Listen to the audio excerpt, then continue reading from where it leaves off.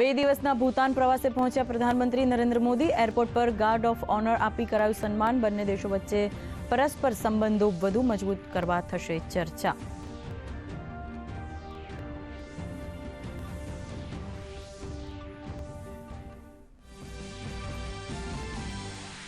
શરાબ કૌભાંડમાં દિલ્હીના મુખ્યમંત્રી અરવિંદ કેજરીવાલને કોર્ટ સમક્ષ કરાશે રજૂ.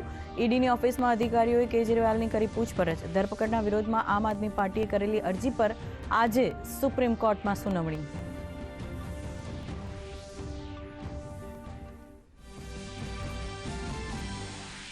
સંસદમાં પૈસા લઈ પ્રશ્ન પૂછવાના કેસમાં ટીએમસી નેતા મહુવા મોઇત્રાની વધી મુશ્કેલી. સીબીઆઈએ મહુવા મોઇત્રા વિરુદ્ધ દાખલ કરી ફરિયાદ. અગાઉ લોકપાલે આપ્યા હતા તપાસના આદેશ.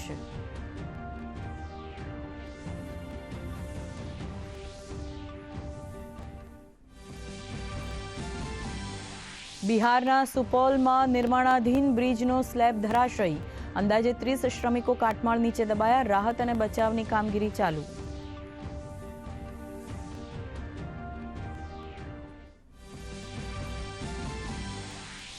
લોકસભાની ચૂંટણી માટે ભાજપે જાહેર કરી ઉમેદવારોની ત્રીજી યાદી. પહેલા તબક્કા હેઠળ તમિલનાડુમાં યોજાનારી ચૂંટણી માટે 9 ઉમેદવારના નામ જાહેર. પૂર્વ રાજ્યપાલ તમિલિસાઈ સુંદરરાજનને ચેન્નઈ સાઉથથી બનાવાયા ઉમેદવાર.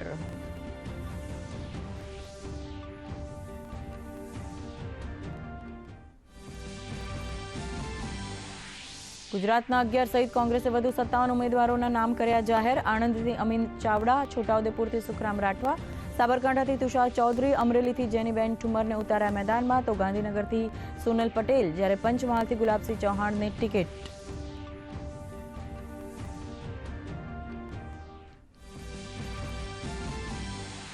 હિંસાગ્રસ્ત હૈતીમાંથી ભારતીયોને સુરક્ષિત બહાર કાઢવા ઓપરેશન ઇન્દ્રાવતી શરૂ. અત્યાર સુધી 12 ભારતીયોને સુરક્ષિત વાપસી થઈ.